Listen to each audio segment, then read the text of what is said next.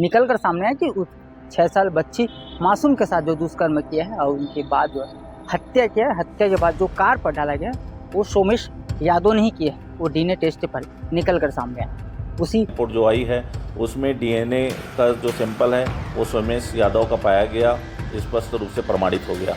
तो जो पहला इसमें हमारा जो आरोपी जिसको मान के चल रहे थे वो प्रमाणित हो गया है, कन्फर्म हो गया है। किसी प्रकार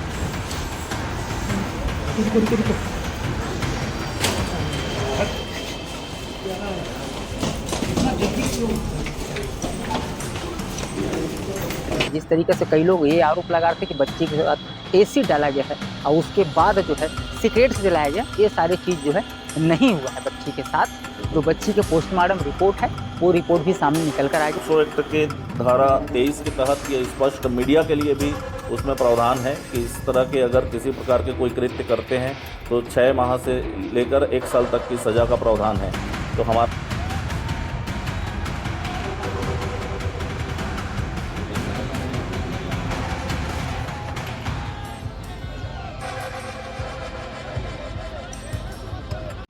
दुर्ग मोहन नगर 6 साल मासूम बच्चे का फिर से अब एक दुर्ग पुलिस ने एक अपडेट दिया है। अपडेट पर क्या कुछ दिया है वो आपको विस्तार से बताता हूँ। नमस्कार, मैं हूँ विजेंद्र और आप देख रहे हैं सबका संदेश। 6 साल मासूम बच्चे के साथ उसके ही चाचा ही जो है सोमेश यादव का जो है डीएनए जो है अब पास हो चुका है और डीएनए में जो निकल कर सामने आया कि उस 6 साल बच्ची मासूम के साथ जो दुष्कर्म किया है और उनके बाद जो हत्या किया है, हत्या के बाद जो कार पर डाला गया वो सोमेश यादव ने ही किया है। वो डीएनए टेस्ट पर निकल कर सामने आया। उसी विषय को लेकर जो दुर्ग पुलिस ने प्रेस कॉन्फ्रेंस लिया। प्रेस कॉन्फ्रेंस में सारे विषय पर बात किया, क्योंकि बताया जा रहा है कई जो लोग हैं वो लोग जो है बच्ची की नाम जो है बच्ची के परिजन का फोटो, परिजन के साथ ही साथ सारी चीज़ों तस्वीर जो दिखलाया है, अब उस पर दुर्ग पुलिस ने एक्शन लेगा। एक्शन क्या कुछ लेगा वो भी आपको मैं बताता हूँ। दरअसल क्या हुआ था, 6 तारीख को जो है बच्ची के साथ जो कुछ हुआ था तो कुछ लोग भी जो है सोशल मीडिया पर जमकर वायरल भी किया था और उस पर बच्ची के साथ जो कुछ हुआ था वो सारी चीज़ों पर दुर्ग एडिशनल एसपी सुखनंदन राठौर ने बताया कि जिस तरीके से कई लोग ये आरोप लगा रहे थे कि बच्ची के साथ एसिड डाला गया है और उसके बाद जो है सिगरेट से जलाया गया, ये सारी चीज़ जो है नहीं हुआ है बच्ची के साथ। जो बच्ची के पोस्टमार्टम रिपोर्ट है वो रिपोर्ट भी सामने निकल कर आ गया। उसी विषय को लेकर प्रेस कॉन्फ्रेंस लिया।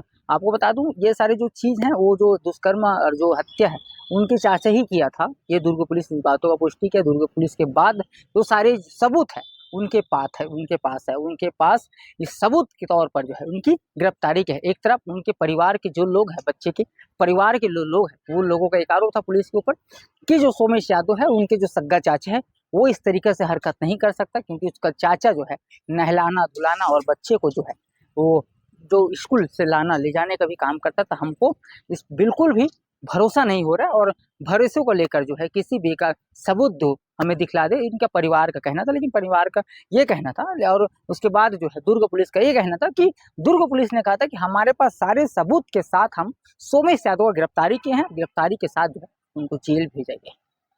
इस पर दुर्ग के एडिशनल एसपी सुखनंदन राठौर ने क्या कुछ 6 अप्रैल को मोहन नगर थाना क्षेत्र के ओम नगर में जो घटना घटित हुई थी उसमें उस दिन प्रेस ब्रीफिंग आयोजित किया गया था। उसमें हमने कहा था कि समय समय पर इसमें प्रोग्रेस रिपोर्ट और जो भी चीज़ें निकल के तथ्य आएगी उस पर हम आपको अवगत कराते रहेंगे। उसी क्रम में यह प्रेस कॉन्फ्रेंस आयोजित किया गया है।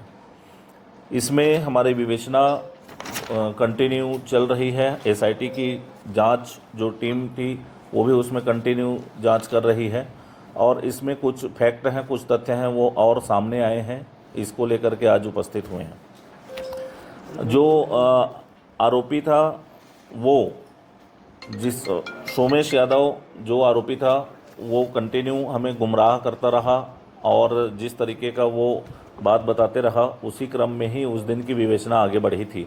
और संदेह के साथ साथ जब पुख्ता उस दिन हमें सबूत मिल चुके कि बच्ची का चप्पल का वहाँ पर मिलना, बच्ची का अंतिम समय पर उस घर से ही गायब होना और वो जो हमें बताता रहा कि मैं काम करने गया था, पेंटिंग करने गया था, लेकिन वो कहीं नहीं गया था, वो भी स्पष्ट हो गया। उसके घर वाले भी इस बात को प्रमाणित किए कि वो घर पर ही था, कुछ समय के लिए बाहर हुआ था।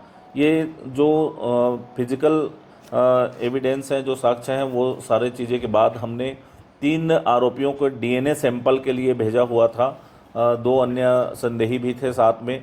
उन तीनों आरोपियों को डीएनए रिपोर्ट आ गई है। उसी के आधार पर अभी हम आपको जानकारी दे रहे हैं।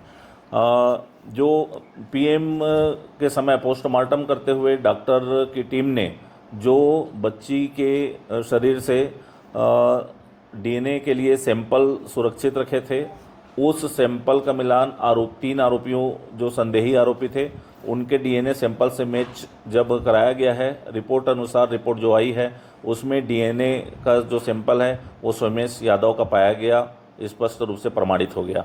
तो जो पहला इसमें हमारा जो आरोपी जिसको मान के चल रहे थे वो प्रमाणित हो गया है, कन्फर्म हो गया है, किसी प्रकार का कोई संदेह की गुंजाइश इसमें नहीं है।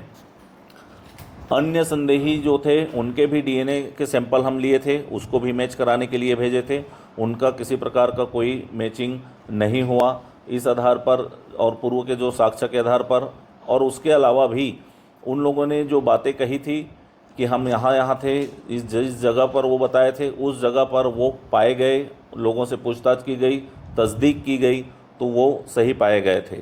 इस आधार पर उनकी जो संदेही जो अन्य थे उनका नाम स्पष्ट नहीं हो पाया। अब इस घटना होने के बाद और किसको किसको जानकारी थी जो वो बता रहा था आरोपी अपने बयान में, उसकी तस्दीकी कि घर वाले तो नहीं जान रहे थे और कौन कौन जान रहे थे इस घटना को, इसकी विवेचना अभी ओपन है। हमारी एसआईटी की टीम और मोहन नगर थाने की टीम उसमें अभी भी विवेचना करेगी, पूछताछ करेगी। इसके अलावा चूँकि ये मामला बहुत संवेदनशील है, गंभीर किस्म का है, पॉक्सो एक्ट के तहत इसमें कार्रवाइयाँ हुई हैं, तो इसमें बच्ची का नाम, न ही उसका चित्रण, न ही उसका फ़ोटो, न ही उसके घर का अता पता और किसी प्रकार की कोई चीज़ देने में बंदिशें रहती है। लेकिन हमारे कुछ मीडिया के साथी उसको नाम जब चलाए हैं, उसके परिवार का भी नाम ओपन किए हैं, उनसे आग्रह है कि उसको समय रहते डिलीट कर लें। पॉक्सो एक्ट के धारा 23 के तहत ये स्पष्ट मीडिया के लिए भी उसमें प्रावधान है कि इस तरह के अगर किसी प्रकार के कोई कृत्य करते हैं तो 6 माह से लेकर 1 साल तक की सज़ा का प्रावधान है।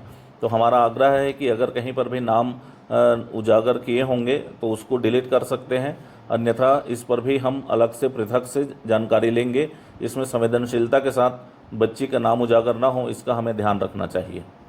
सर, पॉक्सो क्या नाम है, जो भी डीएनए टेस्ट हुआ है उसमें क्या परीक्षण किया गया है और क्या सिद्ध हुआ है? डीएनए का प्रोफाइलिंग होता है और ये टेक्नोलॉजी शब्द है, और डीएनए का जो पार्ट है, जो आरोपी का जो डीएनए सैंपल है वो बच्ची के बॉडी के पार्ट में जो डीएनए सैंपल किया गया उससे मैच हुआ है। और चूंकि ये विवेचना का पार्ट है और विवेचना में है, संवेदनशील मामला है, इतना बताना पर्याप्त है। इस कारण से भी चूंकि ये माननीय न्यायालय में ये जाएगा रिपोर्ट, इसलिए इस पूरी रिपोर्ट को प्रति को हम ऐसा उजागर नहीं कर सकते। पीएम रिपोर्ट आ गई सर पूरी? पीएम रिपोर्ट आ गई है, सेक्सुअल असाल्ट होना पाया गया है और सेक्सुअल असाल्ट के कारण शॉक से क्वाड्रेटिक अरेस्ट पाया गया है। सर एसआईटी कब तक कंप्लीट कर लेगी इसकी जांच? और इसमें बहुत जल्दी ही हम इसमें जांच करके चार्जशीट माननीय न्यायालय में पेश कर देंगे और स्पीडी ट्रायल का अनुरोध भी करेंगे। सर, इसमें एक जो बातें जो घर वाले लगातार उनकी जो बच्ची की माँ या फिर बाकी जो घर वाले खुलकर मीडिया में आकर कह रहे हैं कि पुलिस ने गलत कार्रवाई की, तो क्या वो ऐसा कुछ लगता है कि कोई कुछ कर रहे हैं, साजिश कर रहे हैं? देखिए, कहने के लिए कोई भी कुछ कहे, वो स्वतंत्र हैं। हम बच्चों जो परिवारजन हैं उसके यहाँ रोज़ जाके बयान ले रहे हैं। हमारे सामने ऐसी किसी प्रकार की कोई बात उन्होंने नहीं की है। लगातार वो हमारे सहयोग कर रहे हैं, विवेचना में सहयोग कर रहे हैं। हम पर उन लोगों ने भरोसा जताया है और हम फैक्ट के आधार पर काम करते हैं। किसी के कहे सुने बातों पर या कोई क्या कह रहा है उसका जवाब देने के लिए उत्तरदायी नहीं है। सर, ये बात कही जा रही थी कि सिगरेट जलाया गया है, तो क्या पीएम रिपोर्ट में आया है क्या? पीएम रिपोर्ट में दाग आए हैं, ऐसा स्पष्ट नहीं हो पाया है। बॉडी सर कैसे लाया गया, कार तक कब और कैसे लाया गया, इसकी कोई जानकारी? ये इसमें 2 चीज़ें क्लियर हो गई है। पहले वो जो जिस तरीके से गुमराह करता रहा, ऊपर छत जो उसका रूम है, इवन उसमें और भी जो विवेचना के पार्ट हैं, डीएनए के सैंपल्स हैं वो भी मैच कराए गए हैं।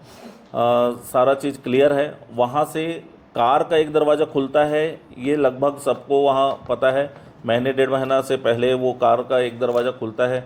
इवन जो आरोपी है उसको भी पता था, उसने भी अपने पूछताछ में बताया है कि मुझे मालूम है, और ऊपर से ला करके वो नीचे कार में रख दिया, स्वीकार करना बताया है। मेमोरेंडम में सारे कथन में, मेमोरेंडम के साक्ष्य में सारे चीज़ आ गए हैं। सर एसिड डालने वाली बात आई थी नहीं, वो स्पष्ट नहीं है। एसिड की बात ये उठी हुई बात है, ऐसा कोई पीएम रिपोर्ट में नहीं आया है। जो चोट के निशान है सर शरीर पे, वो उसका कॉज ऑफ डेथ तो आपने बता दिया, लेकिन जो चोट के निशान, जो चोट के निशान है, जो पील ऑफ हुआ था, वो गर्मी के कारण हुआ था, ऐसा स्पष्ट है उसमें।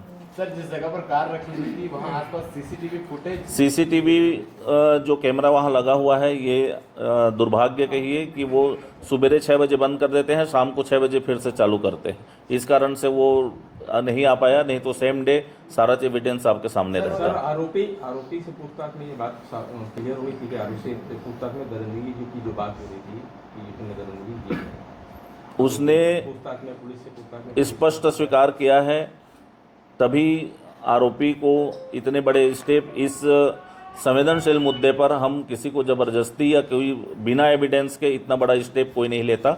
हम पूरी संजीदगी के साथ, संवेदनशीलता के साथ, पूरे एविडेंस के साथ, पूरे प्रामाणिकता के साथ हम इस केस में आगे बढ़ रहे हैं, विवेचना कर रहे हैं। जैसे कि आपने बताया कि सीसीटीवी कैमरा जो है वो 6 बजे बंद कर दिए, चालू होते थे शाम को, तो 6 बजे के बाद की कोई एक्टिविटी उसमें नजर आई? क्योंकि बॉडी जो है वो 8 से 10 के बीच में मिली है। उसमें वो पहले से चूंकि रखा गई थी, 10 साढ़े 10 बजे के आसपास ही रखा गई है, तो उसमें कोई एक्टिविटी नज़र नहीं आई।